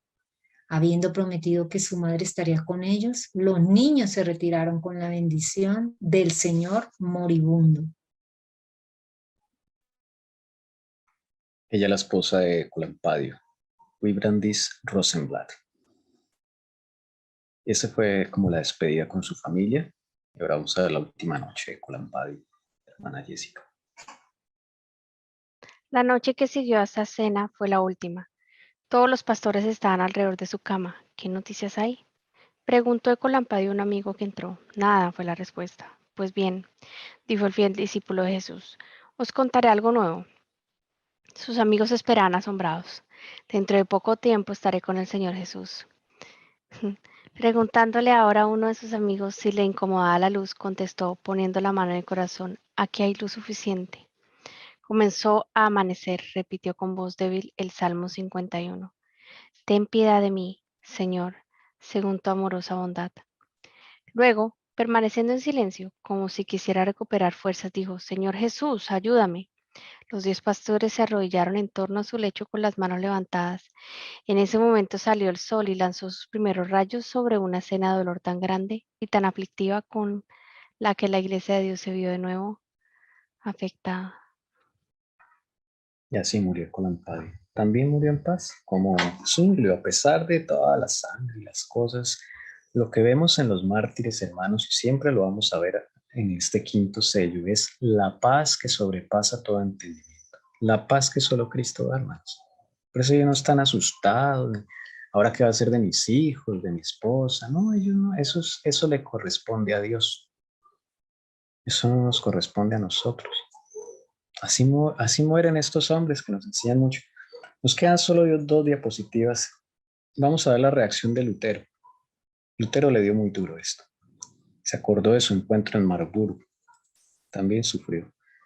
Hermana Carolina. Zwinglio y Ecolampadio habían caído. Un gran vacío y un gran dolor en la iglesia de Cristo. Las disensiones se desvanecían ante estas 2 tumbas y no veían más que lágrimas. El propio Lutero se conmovió. Al recibir la noticia de estas 2 muertes, recordó los días que había pasado con Zwinglio y Ecolampadio en Marbungo, y el golpe que le infligió su repentina muerte fue tal que muchos años después dijo a Bullinger, su muerte me llenó de un dolor tan intenso que yo mismo estuve a punto de morir. Cuando las noticias llegaron a Alemania, estos hombres que también son siervos de Dios lloraron y recordaron lo que pasó en Marburgo. Y el mismo Lutero, pues aquí se dio cuenta que la doctrina no está por encima de los hombres. Sí, que el prójimo está por encima de las doctrinas y todo esto. También fue una enseñanza para Lutero. Finalmente, El joven Enrique Bullinger, amenazado con el cadalso, se vio obligado a huir de Bremgarten, su ciudad natal, con su anciano padre, sus colegas y 60 de los principales habitantes, que abandonaron sus casas para ser saqueadas por los Waldstättes. 3 días después de esto, estaba predicando en la catedral de Zurich. No, Zwinglio no ha muerto, exclamó Miconius. Bullinger fue elegido por unanimidad para suceder al gran reformador. Adoptó a los hijos huérfanos de Zwinglio, Wilhelm, Regula y Ulrich, y se esforzó por ocupar el lugar de su padre. Este joven de apenas 28 años de edad y que presidió 40 años con sabiduría y bendición esta iglesia, fue saludado en todas partes como el apóstol de Suiza. él reemplaza a Zwinglio. Y Ana, él no se casa con Ana, sino que la acoge en la parroquia, digámoslo así, de la catedral de Zurich y adopta a los hijos. ¿Hay una pregunta? Sí, me llama la atención que pues fueron y sacaron todo, pero donde vivía Zwinglio en sí no lograron entrar, o sea, pudieron seguir trabajando. Zwinglio vivía aparte, no vivía ahí en la catedral de Zurich.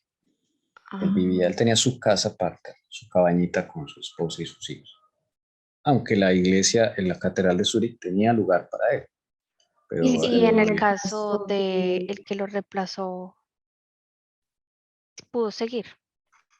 Bullinger sí. Bullinger, es que es curioso, a los 3 días después de esa matazón, es que era por ellos, iban por otros, iban por ellos, iban por Zwinglio, por Ecolampadio, por Capito, por Miconius, iban por ellos, eso es claro. A los 3 días ya estaba predicando en Zúrich. Ahora Dios hace provisión también, porque imagínense esa pobre viuda. Esta señora es viuda por segunda vez cuando se muere Zwinglio y tiene 3 hijos y uno cuarto en la barriga, una niña llamada Ana, que va a ser muy importante después. Es que todo esto se encadena de una forma maravillosa. Se llama igual que la mamá. Ella va a parar a Inglaterra. Eso es una historia tremenda. Ana y ella van a parar Ana va a parar no a Inglaterra, sino a proteger a refugiados de Inglaterra, de la reforma. O sea, es que todo se une de una forma increíble. Y esta señora, la viuda de Colampadio, sí, porque Colampadio también dejó a su esposa y a sus pequeños, Eusebio, Irene y Aletea. El mayor de ellos tenía 3 años, imagínense, eran chiquiticos. Esta señora también es viuda por segunda vez, pero esta señora la toma por esposa Capito. Cosa curiosa. Y también, desde luego, adopta a los 3 hijos que le quedaron a esta señora Puibrandis. Y después matan a Capito, la plaga también. Es que eso van por ellos. Matan a Capito y esta señora viuda por tercera vez. ¿Y saben qué le dice la esposa de Capito a esta señora? Ah, no, perdón. No, estoy cruzando los cables. Esta señora es la esposa de Capito, sí.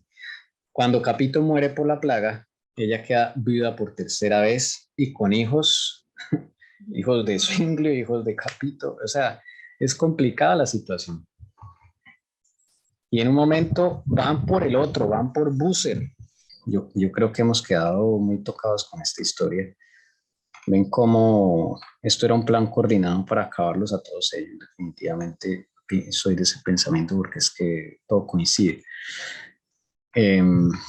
Entonces, Dios deja también provisión. Pues es bueno hablar de las viudas, de las mujeres, de los niños que quedan, porque ellos son los que van después a continuar en esta historia de la reforma, ¿no? Entonces Dios hace provisión para todo. Entonces esta señora, que es viuda por tercera vez cuando muere Colampadio por la peste, por la pandemia que ellos mismos crean, a la vez de la guerra, porque lo hacen a la vez, muy parecido actualmente, ¿no? Y esta señora queda viuda con 3 niños. El mayor de ellos tiene 3 añitos. Capito le propone el matrimonio, no ahí mismo, obviamente. Pasa un tiempito y Capito se hace cargo de los niños y se casan. Aquí está Capito, este de acá. Y se van allá a Estrasburgo, porque él trabaja en Estrasburgo.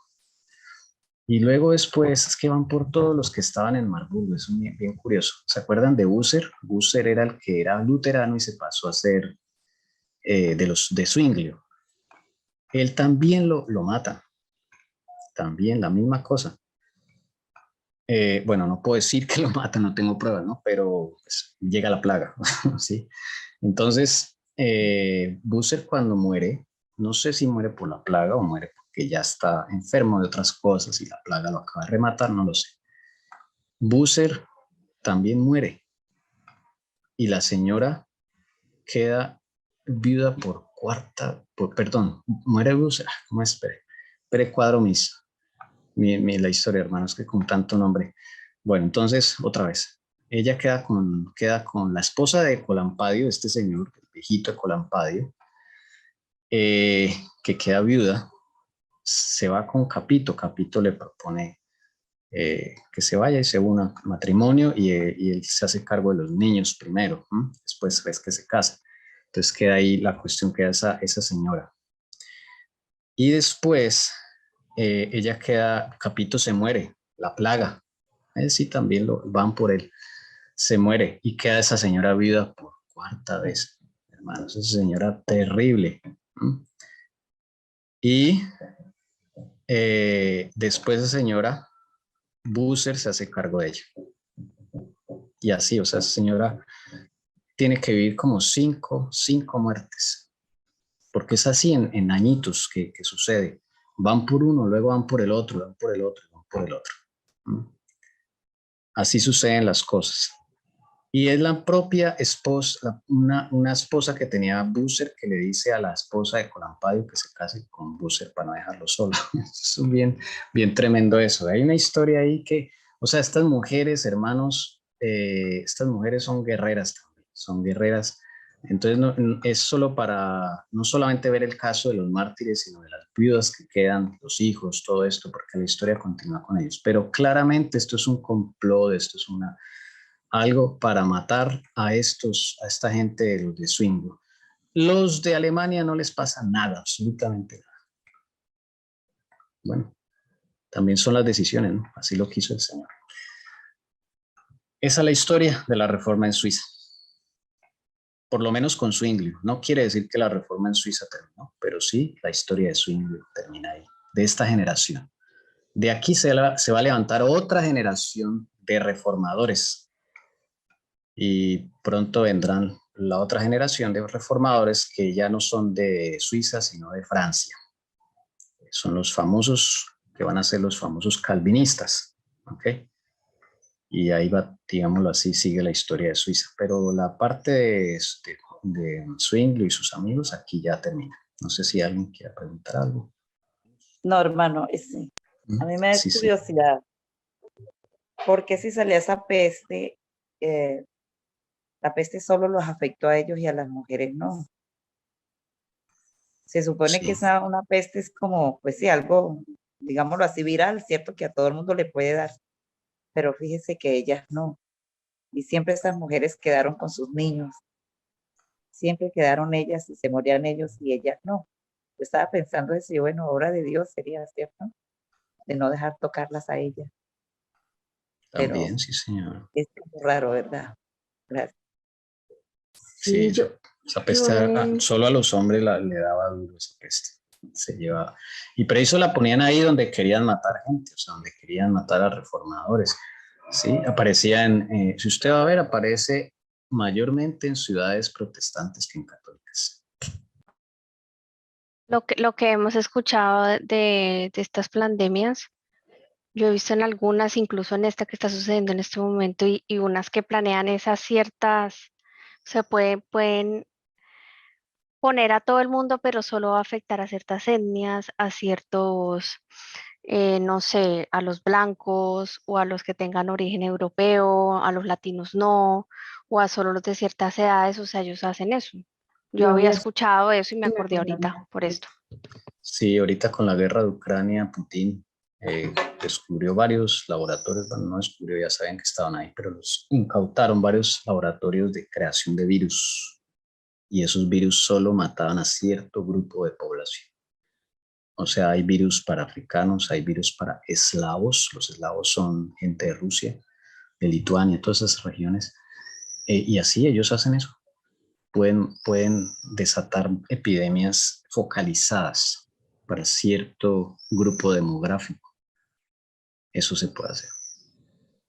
Sí, hermano, Eso es- perdón, yo cuando recién empezó esto de la pandemia, escuché a una doctora, no sé dónde sería ella, pero ella decía que después de que mutara el virus, si acababa primero a los ancianos, después venía por la gente de color, o sea, de mi color, y por niños de menores de no sé qué, no me acuerdo la edad. Y decía, señora, si va a hacer eso, esto es puro comentario falso. Pero que sí, que lo hacían para la gente de color, que iban a acabar mucha gente de color y niños de cierta edad. Hoy me hace acordar de eso que a mí me mandaron, ¿no? Uno a veces pues no quiere darle credibilidad a todo lo que le envían, pero ahora me doy cuenta de que sí es muy probablemente eso lo estén haciendo realmente. Sí, eso lo hacen, pueden hacerlo. Focalizado también. Yo pienso más que eso fue inoculado. Desde allá viene eso. Los que más andaban en las protestas eran ellos. O sea, con la reforma y todo eso. Lo mismo que le hicieron a Chávez. Sí, Chávez fue inyectado dice que fue inyectado con cáncer. En cierto momento se salió de su línea y ahí lo inyectaron. En ese entonces las plagas casi siempre las usaban en el agua. Entonces pudieron haberle dado a beber a ellos. O sea, la peste negra fue usada así. Llevaban y decían que tarde de la noche empezaban ahí a entregarla en el agua. Entonces, por un lado, fue selectivo. Sí, definitivamente selectivo. Bueno, hermanos, ahí he visto como los primeros mártires de este sello en Suiza, por lo menos, y el primer líder mártir, que es Zwinglio, que le toca vivir estas cosas. Pensemos, hermanos, reflexionemos en esas cosas. En la tarde los invitamos para Vamos a orar para darle gracias al Señor. No sé si la hermana María Doris si nos ayuda con una oración para finalizar, por favor. Con gusto. Vamos a orar. Bendito Dios, Padre Santo. Muchísimas gracias te damos por darnos el don de la vida y por todos los cuidados que has tenido con nosotros hasta estos momentos, Señor. Te damos gracias también por las situaciones de dolor, sufrimientos, porque lo más delicioso de esto es que podemos acercarnos más a ti, conocerte más, enamorarnos más de ti. Señor, esta historia personalmente a mí me entristece mucho porque pues, yo no pensé que Zwinglio fuera a terminar de esta manera. Y duele todas estas matanzas de estos hijos tuyos, Señor, que querían llevar en alto tu palabra. Y cada día me doy cuenta de que la historia se repite en tiempos, o sea, los mismos ambientes prácticamente. Y que ahora al estudiar y escuchar nos damos cuenta, Padre, o me doy cuenta que eso nos está sucediendo ya. Te suplicamos de ti que nos des ese colerio, que nos sigas bautizando con el poder de tu santo y maravilloso Espíritu, Señor. Que nos sigas dando esa fortaleza, esa fuerza. Que nos prepares, porque no sabemos cuántas cosas más tendremos nosotros también, nosotros y nosotras que afrontar. Te doy muchísimas gracias, estoy contenta, porque hoy pude trazar el mensaje que dieron hace 8 días, aunque no estuve conectada de la mañana.